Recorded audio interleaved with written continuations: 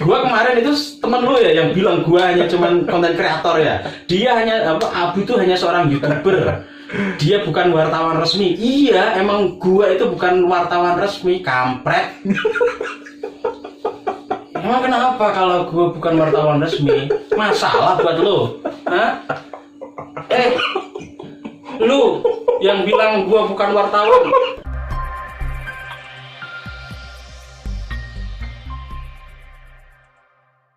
Halo, selamat malam semuanya. Patah ini jadi Mobile Legends Kang. Wah, kayak aneh itu. Ayo, siap. Harus emosi. Malam kali ini kita ketemu langka sih, kita jarang ketemu soalnya ya. Hari kita ini menempuh jalan yang berbeda. Iya, betul sekali. Kita konten kreator dan gue kadang dianggap wartawan sama orang gitu ya. Dianggap loh ya. Gue nggak mengakui gue itu orang pers yang memberitakan yang sebenar-benarnya itu enggak itu ya. Kadang karena emang dikasih duit baru tak beritakan gitu. Jadi ini intinya kita temanya apa konten ini? Konten kreator versus wartawan. Dasmu krewak. Enggak sih. Ini mungkin konten yang agak sensitif mungkin ya. Mungkin nanti akan menjadikan baper teman-teman yang profesinya sekarang jadi wartawan mungkin. Yang beneran wartawan gitu ya. Kalau kita kan abal-abal. Konten Ya, kita ini kan cuma konten kreator, cuma YouTuber, tapi konten kita aku kebanyakan itu menyajikan berita lah, macam kayak media, sok-sokan kayak media, kayak wartawan. Soalnya gimana ya, kalau kita memang dengan SOP media itu kan jelas itu kita kurang bisa berekspresi gitu ya. Jadi dengan cara kita ya inilah gitulah ini konten kreator. Nggak apa-apa. Kita kan media abal-abal ya. Jadi nggak apa-apa ya. Ini sekalian LA, tolong kita di endorse ya. Nah, ini ketika kita dibilang wartawan bodrek gitu ya. Sebenarnya sih siapa sih yang wartawan bodrek itu seperti apa? Wartawan beneran itu seperti apa? You yang pernah jadi wartawan beneran lah ya. Dulu dan tahu juga itu. Ya, alhamdulillah ya saya ya pernah mengalami jadi wartawan meskipun belum punya pengalaman yang segudang yang sampai dikenal banyak orang tuh enggak ya, cuma sekedar dulu kan saya kan hobi di dunia menulis, terus tertarik di dunia jurnalistik, terus akhirnya gabung di media majalah pernah, majalah 2 mingguan, terus di koran 1 mingguan, dan di online saya pernah gitu. Dan sistemnya ya saya ditawari pengen gaji pokok, tapi harus ditarget, setiap harinya harus target misalnya 1-3 berita, atau saya jadi wartawan lepas. Terus waktu itu saya ya mintanya pengennya saya lepas aja, jadi saya nyambi saya kerja, kalau ada waktu luang dan saya pengen cari berita ya cari berita gitu aja. Gitu ya. Terus kalau misal orang pengen SOP-nya ya itulah ya, penting kalau pemberitaan ya harus sesuai dengan inilah, ada kode etik jurnalistik gitu. Dan itu panjang banget, itu kita nggak usah terlalu paham, nanti kan ada editornya, ada editor redaksinya, redaktur. Misalnya kita store berita diserahkan ke redaktur ya itu urusannya redaktur. Kalau berita kita layak muat ya dimuat, kalau enggak ya berarti berita kita mungkin kurang layak atau kurang menjual gitulah, atau kurang lengkap, belum sesuai dengan kode etik jurnalistik gitu aja. Apa sih syarat-syarat jadi wartawan beneran itu? Ya, harus S3 atau apa? Ya enggak harus, enggak usah. Yang penting itu biasanya kebanyakan itu kalau kita ngelamar di media, entah itu di media online atau media apa, kita itu disuruh membuat sampel berita, menulis berita kepada pihak HRD situlah, kepada Pimretnya. Nanti kan dipelajari, oh bagus berarti bisa nulis berita, ya gitu udah diterima. Gitu ya, berarti kebanyakan ya kayak gitu aja. Oh gitu, gampang sekali kalau itu. Apalagi gue itu bisa menulis loh. Ini tapi ya entah, nggak tahu, kalau mungkin yang perusahaan yang sudah gede, media besar kayak yang Metro TV, TV-an mungkin punya spesifikasi harus lulusan jurnalistik atau lulusan apa ya nggak tahu. Tapi kalau kebanyakan itu sekarang itu semua perusahaan itu lebih memilih yang berpengalaman lah daripada sekedar ijazah. Kebanyakan ya gitu. Oh iya. Oke. kita itu tadi kan mengenai wartawan ya. Sekarang kan ada konten kreator yang jelas itu lebih inovatif kalau menurut saya sih. Yang jadi saingan media sekarang malah. Jadi saingan, malah kadang konten kreator tuh para YouTuber tuh beritanya lebih update. Iya. Lebih menarik malah kadang daripada yang media-media resmi itu. Soalnya kan konten kreator kan identik dengan visual ya. Harus visual gitu. Ya lebih rumit sebenarnya kita belajar menulis sama belajar visual itu. Jadi gue rasa kalau bicara mengenai konten kreator sama wartawan saat ini itu apalagi di lokal sendiri ya, di Pati ya, itu kan mencolok sekali gitu loh. Mana yang benar-benar mau memberitakan, terus mana yang ini benar-benar tulus.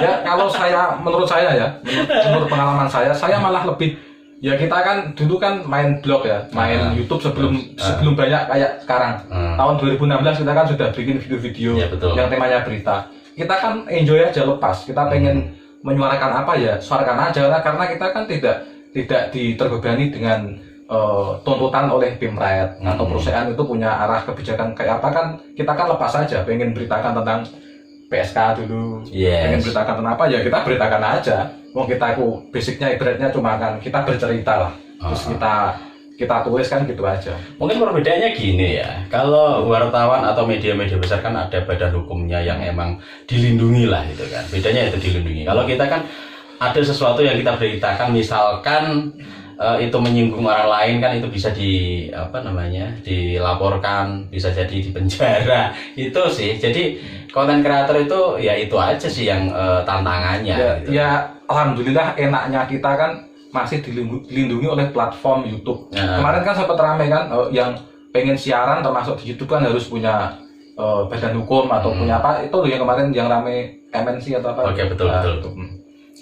Jadi untungnya kita apapun yang kita siarkan kan bebas selama di dalam platform YouTube kan gitu.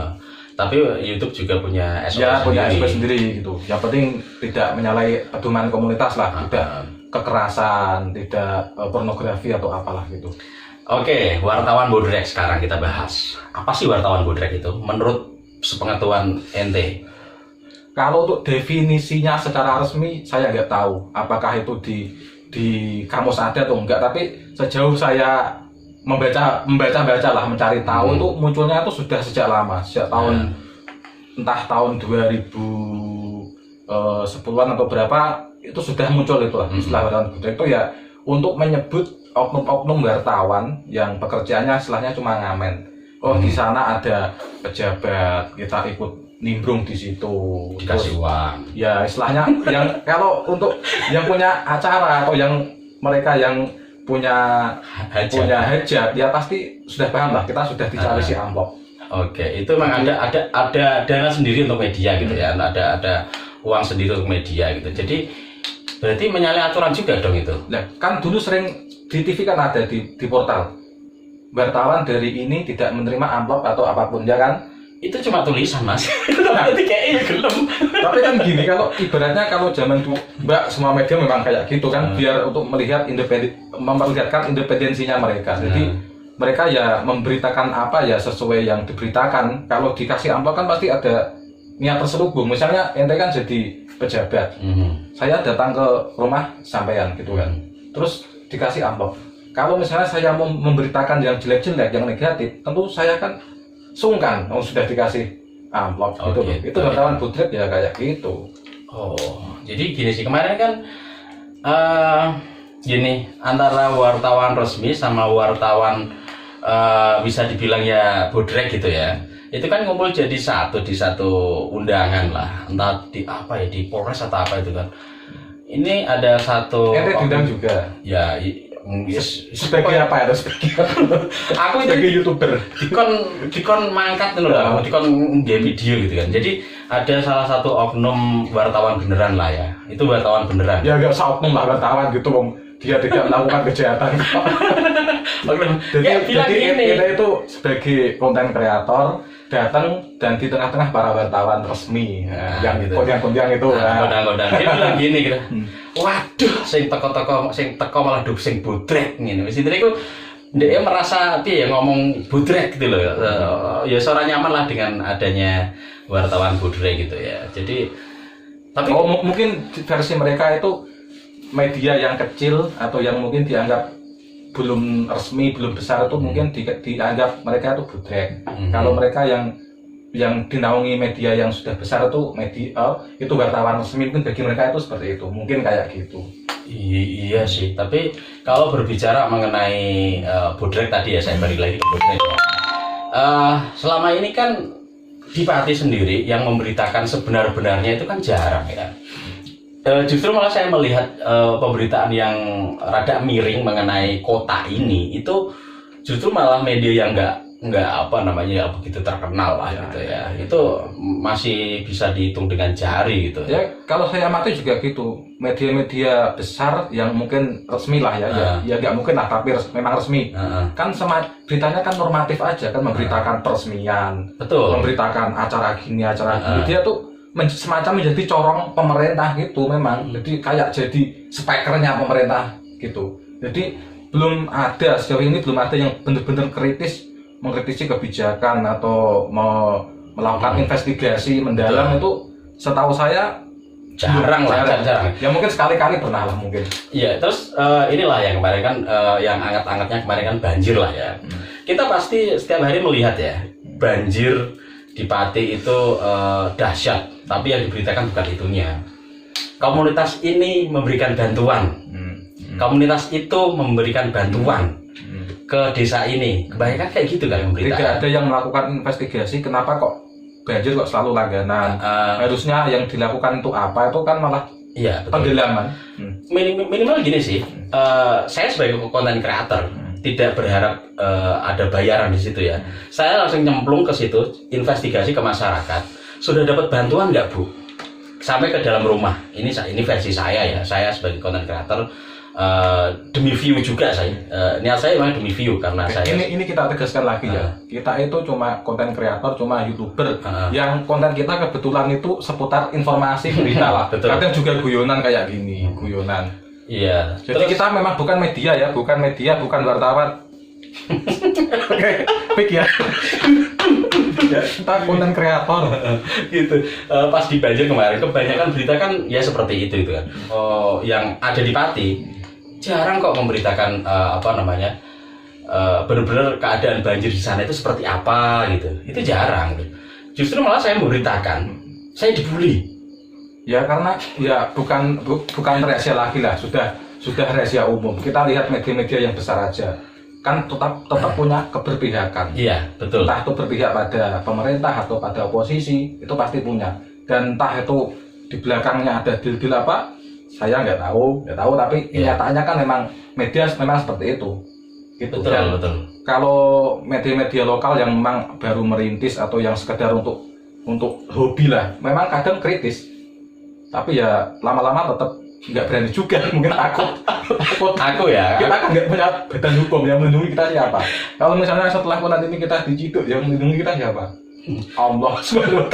Enggak, tapi kita nggak menyinggung siapa-siapa. Kita nggak menyebutkan media apa atau gimana gitu. Tapi saya juga salah satu konten yang bikin video juga, yang bikin berita juga di salah satu media di Pati gitu kan. Itu pimpinan saya juga bilang kan, itu hati-hati juga sama bikin berita gitu kan. Dia juga takut gitu. Selama ini kan beberapa berita emang tiap hari dikasih dari Pemda. Kemarin gitu. kita itu agak sembrono dikit loh. Apa itu? Pas membuat tentang bisnis itu. dunia malam. Enak-enak itu. Itu juga, tapi kita nggak menyebutkan apa-apa di situ. Tapi kan jelas kita kan menyebut di kota Pati. Ya emang jelas banyak gitu loh ya. Nggak usah di ini juga banyak gitu. Kakek Am. Cismimi. Nggak, itu tadi ya kita bicara lagi mengenai kadang orang yang berbicara, kamu wartawan bodrek, misalkan gue ini wartawan bodrek ya gitu kan. Dia itu nggak nyadar juga apapun yang tiap hari dia lakukan itu secara tidak sengaja itulah bodrek gitu loh. dia kan diundang katakanlah di acara tersebut untuk memberitakan, dikasih duit kayak gitu, itu juga bodrek dong. Ya boleh dibilang kayak gitulah. Kan saya pernah punya pengalaman dulu kan. Saya ngeliput berita yang skalanya itu saya bilang nasional, karena ada kunjungan seorang tokoh nasional berkunjung ke Pati melakukan sebuah acara. Dan saya liput, bener-bener ngeliput di situ. Saya nggak terima apa-apa, wong saya mikir saya kan, oh ini berita besar ini, seorang tokoh nasional berkunjung ke Pati. Terus saya sampaikan beritanya, saya tulis, sehari saya tulis berdasarkan saya ngeliput. Ternyata nggak dimuat sama Pemret, karena saya duga itu dari aliran politik yang berbeda. Yang datang itu tokoh itu dari partai A, ternyata Pemret saya condong ke partai B. Terus salah saya apa ya? Kan saya memberitakan program itu, yang tokoh itu kan melakukan sebuah acara besar itu, skalanya nasional acaranya itu. Dan itu kan memang benar-benar berita. Salahnya apa? Tapi nggak dimuat. Ya. Salahnya apa? Itu juga berita. Wallahu alam.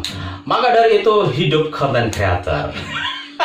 Bukan berarti kita mengelak-elak wartawan. Wartawan tetap jadilah wartawan yang benar-benar kredibel, yang benar-benar kalian memberitakan sebenar-benarnya, dan jangan takut akan, ya tetap takut lah, karena kalau dia kerja di sebuah perusahaan, kalau beritanya nggak sesuai dengan Pemretnya kan, kalau Pemretnya mungkin punya kecenderungan arah ke sini, tapi beritanya kok arahnya berlawanan, kan tetap dia takut. Oh iya ya, gini. Gue sih gini, kadang rada sedikit kecewa ya sama yang di atas sana gitu, tidak melihat rating gitu kan, tidak melihat ini nanti dibaca nggak sih gitu, atau gimana gitu. Soalnya zaman sekarang kan wong moco itu males gitu loh. Iya, baca gitu. Ya memang baca itu males gitu loh. Jadi kadang itu, kalau menurut saya nggak cuma baca, nonton aja pun malas kalau tidak yang sifatnya bombastis, yang sifatnya vulgar, yang sifatnya kontroversi, yang kayak berantem, itu orang malas. Bisa lihat konten-konten yang edukatif, informatif itu malah jarang penontonnya. Yang banyak ya yang hiburan. Ini nanti juga nggak ada yang nonton. Ya pasti ada. 1-2. Aku tembus 100, saya yakin tembus 100. Saya penting judulnya provokatif ya. Ya, jadi memang dilema. Kalau media juga dilema sebenarnya. Dia pengen membuat berita yang benar-benar, yang bagus lah, yang bukan murahan, yang nggak penting, tapi nggak ada penontonnya, nggak ada yang baca. Yang ada misalnya Nia Ramadhani nggak bisa kupas salah, itu malah penontonnya malah rame. Iya. Jadi ya nggak nyalahkan media juga, karena dia mengikuti selera pembaca, selera pemirsa, selera netizen. Iya sih. Terus, misalnya kita bikin konten yang bagus misalnya ya, yang informatif, kita memberitakan tentang ini desa ini sedang membangun ini, nggak ada yang nonton. Gitu. Yang nonton ada 2 orang digerebek enak-enak di bawah pohon asem, nah itu malah rame. Betul sekali. Maka dari itu karaoke dibuka ya. LI buka nggak sih? Kemarin kayak tutup. Dibuka nih. Udah buka ini? Mbah. Nggak tahu. Wallahu alam. Iya sih gitu ya. Tapi jangan tersinggung loh ya. Mohon maaf. Mohon maaf. Ini cuma pandangan kita sendiri gitu ya. Kadang kita yang emang benar-benar dianggap bukan orang resmi. Sering gitu. dicaci maki kita. Iya gitu. Di komentar-komentar sering dicaci maki. Gua kemarin itu teman lu ya yang bilang gua hanya cuman konten kreator ya. Dia hanya Abu itu hanya seorang YouTuber. Dia bukan wartawan resmi. Iya, emang gua itu bukan wartawan resmi, kampret. Emang kenapa kalau gua bukan wartawan resmi? Masalah buat lu? Hah? Lu yang bilang gua bukan wartawan, gua akuin. Tapi gua lebih bangga jadi konten kreator daripada apa ya? Peace gitu. Yang bilang gua kemarin hanya YouTuber. Ya Emang iya gitu lah. Maka dari itu kamu endorse saya, ya. Nyatanya itu beberapa endorse yang masuk ke saya, suruh makan gratis, dikasih duit, enak banget tau gak sih? Iya, enak banget. Bye bye.